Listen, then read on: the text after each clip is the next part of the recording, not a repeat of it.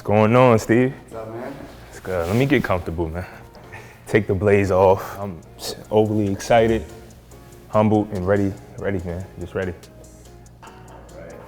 So let's tell the world who you are, man. Where you from? Yeah. Whatever you want to Keep say it. about Hey, look.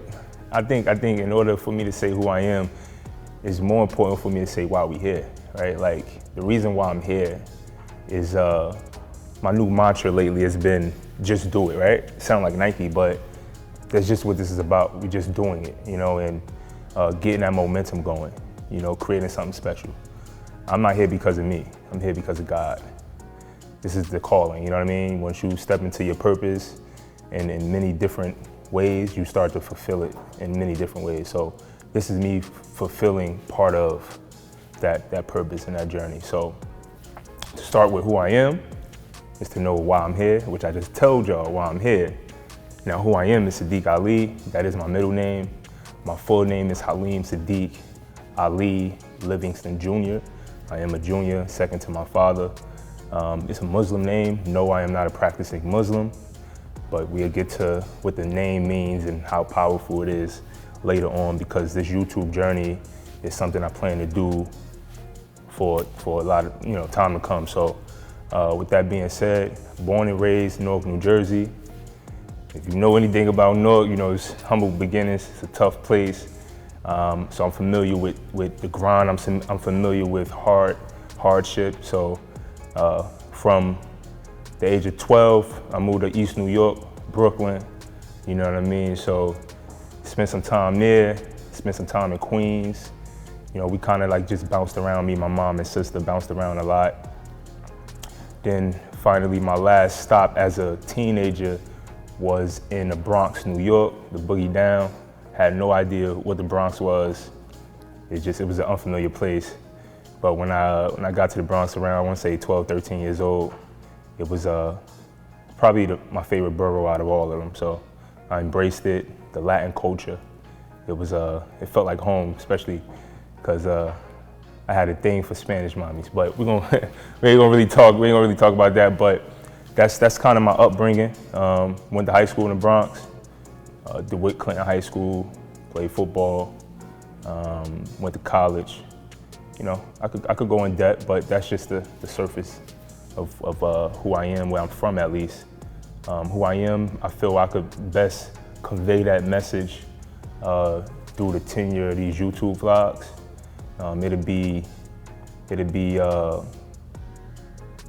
What's the word I'm looking for? It'd be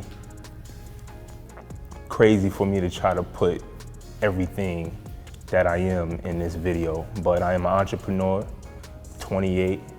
I've been an entrepreneur pretty much since I was about 12 years old, and I sold my first piece of Snickers bar.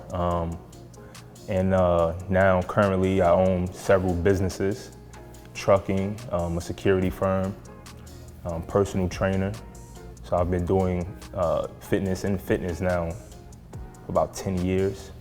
I've been an entrepreneur for probably 15 now, you know, so, but really on the business side, I created my first LLC when I was 18 years old. You know, started selling fitness apparel out of the trunk of my car. So I pretty much, you know, I started selling personal training in college, along with some other things. That's actually selling candy and personal training and some other things I don't really want to talk about is how I bought my first car at 18, 19 years old. So, you know, the grind has pretty much been embedded in me. I come from two hustlers, two entrepreneurs themselves, you know, by their own standards. So it's kind of in my blood. I always envisioned myself being here. Serious for you to be who you are today? Absolutely. The bouncing around, right? Because I done lived in, like I said, born and raised North New Jersey, lived East New York, Brooklyn. If you know anything about East New York, that's a tough place. It's probably the last area in Brooklyn that's still like a stable, like don't go there. You know what I mean? Like if you come from there, you know. To then move into the South Bronx, where hip hop was obviously originated. And I was living in the South Bronx, 07, 08, through the recession. It's tough, you know? So, you know, coming and being in these different environments, it shaped me. right? It allowed me to be a, what is the word? A chameleon.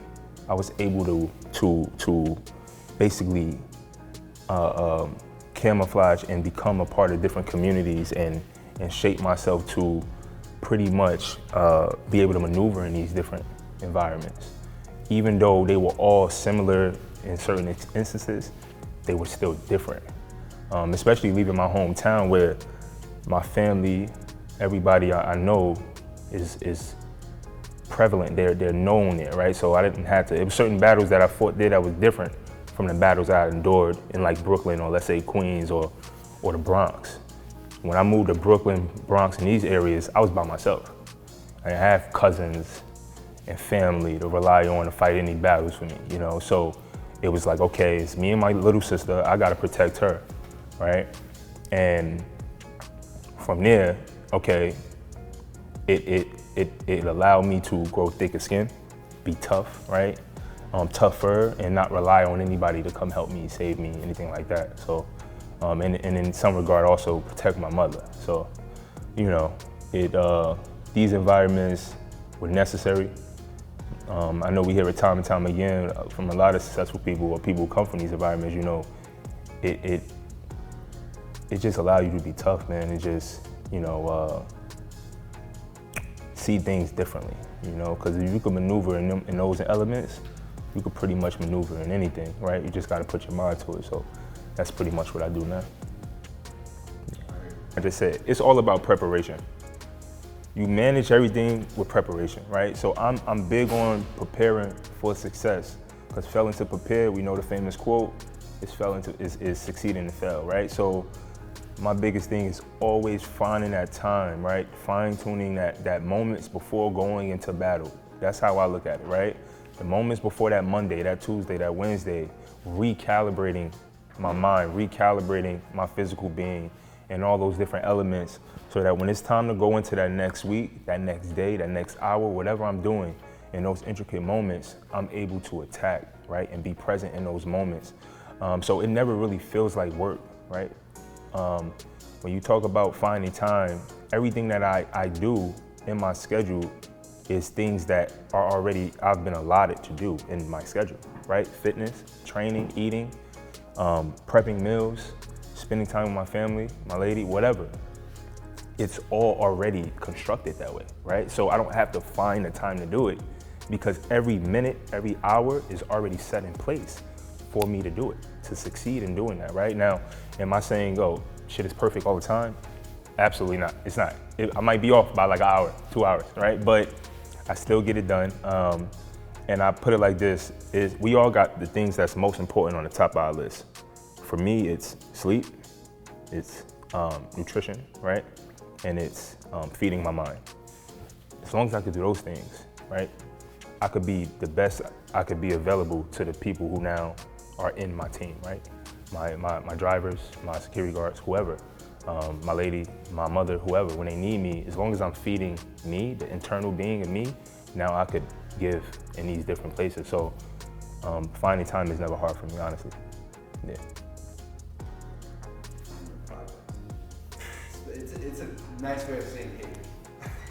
I don't believe in haters. But I'll elaborate on that sometime later. Can I flip that question to what do I do with people who don't believe in me? Sure. Okay, because projects is one thing, and I relate that to not believing in the being who created the project or the idea. I would love to sit here and say I just fucking get rid of them, right? But ultimately, it depends on who that person is, who those people are. Because if they're close to you, then if you care for them, you want them to see what you see. Test everything I do to self. I don't really need them to believe in me. If the product, the idea, and the work ethic behind it is there, then I will hope, if that person is close to me, that they'll come around and see, like, okay, I see what he's trying to do. If not, then at some point, you just gotta separate yourself from those people. It's a reason why they may be betting against you. You see what I'm saying? And a lot of times people are betting against you not because of you, it's because of their own insecurities. You see what I'm saying? So I never indulge too much into why this person don't believe in what I got going or what I am or who I say I am. Because one, I don't have to say who I am for you to believe me. I walk my walk, right? You see the life that I live in terms of how I conduct myself, right? And I'm a very verbal, communicative person. I like to communicate. So if I care about you, I'm going to approach everything such as I'm going to have that conversation with you. Hopefully we can talk it out. If not, I don't care what you think. Because ultimately, like again, I do this, it's not for me, it's for God, right? I'm walking in the presence of something much more powerful. So it'd be a detriment to myself to not walk in that due to someone else's thoughts of not believing in me. So that's the best way I can answer that, you know? Entrepreneurship the road never ends. So I remember coming into, I played high school football, right? I was a pretty good high school football player, and football was taken away from me. So one thing I had noticed, like everybody was rallying around, you know, this college is looking at me, this college is looking at me, I got this look, I'm going here, I'm going there. And I always wonder, like, yo, why would you want to do something that can end?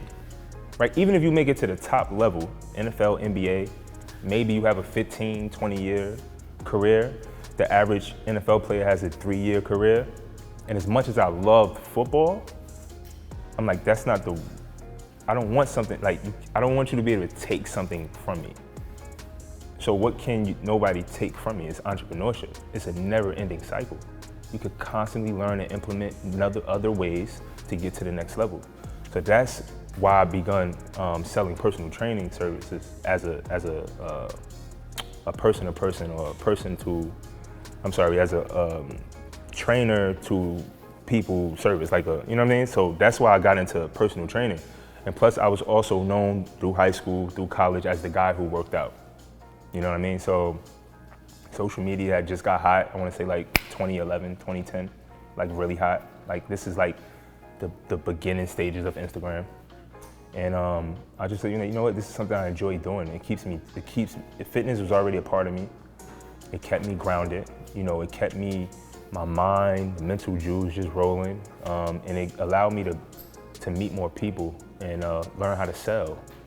So ultimately, like, obviously, yeah, like I told you, I sold candy from like 12 years old all the way through like high school. And I could get into my candy business. It was not as simple as people think. It was way more simple. I mean, way more complex. And I made a lot of money, by the way. I had employees in high school. Like, people like, yo, I tell people that story, they be like, wow, that's crazy. I had employees in high school, but that's needless to say. Again, entrepreneurship for me is like, you can't take that from me. Like, you look at somebody like Warren Buffett. He's 96, he's still doing it. He just made the bulk of his billions in his 90s. Like, really think about that, right? Like, so you could fall as many times as you have to in entrepreneurship, and you could continue to get back up and then implement and become more equipped to get to that next level. So that's why I enjoy this ultimately. Like we might be sitting here, not even might, 5 years down the line, and you could quote me on this. I'm gonna own something else, and it's gonna be bigger and better. And then 10 years from there, I might own something else. You see what I'm saying? It's limitless. I can do whatever I wanna do, as much as I learn it and soak it all up and meet the right people like you, Steve. What can't I do? You see what I'm saying? And that's when I say also, it's not about me, it's bigger than me. Like I told you, I spoke you into existence, dude. Like, you don't know this, man, but I was in a crib, I swear, for months. I said, yo, I need a videographer. I wanna meet somebody that's dope, who's gonna sit and understand me and get my vision, and I wanna work with them and maybe help them elevating to that next level. And you were getting off the fucking elevator with a camera, bro. And I'm like, yo, wait, that camera's cool, right? Like, I just bought a camera, like, yeah, what you doing? You're like, yeah, I'm in media. I'm like, dude, where you live at? Like, next door. I'm like, this is perfect. I swear to you, I went home, told my girl, I was so excited. I'm like, yo, I just met a kid, he's mad young, he's ready, like, this is it. Like, and that's just how things happen. So I'm big on just building around people. And coming from a football team oriented like background, it allows me to understand it's like chess. Every piece plays its part, you know? Like the king is the king. The king don't move, he got no power, but it's the people who move for that piece, right? It's the pieces around the king. You got the queen who would move every angle. It's the queen that make those moves. It's the pawns that sit in the front, you know? So That's how I look at it. Am I saying, oh, I'm the fucking king of everything that's going? No, but what I'm saying is every piece on that chessboard plays an intricate piece or part in the movements on how whether the white or the black pieces win, right? Like, so I like building around people. And you can meet limitless amount of people. I could be 80 years old and connect to a 30-year-old new entrepreneur. I could be 28 years old, which I am now, and connect to a 50-year-old entrepreneur, a 60-year-old entrepreneur. Someone like you, Steve, who want to get into entrepreneurship from the media side of things, learn the business side of things. I could connect to 18-year-olds, 15-year-olds. Ages don't matter, right? Because this is one, entrepreneur is just one thing you can look at and be like, yo, I can do whatever in that.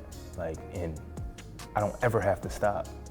And that's why I like it, man. That's why I'm here right now. That's why you see a trucking company. That's why you see a security company. And if you see all of them, I do none of them alone.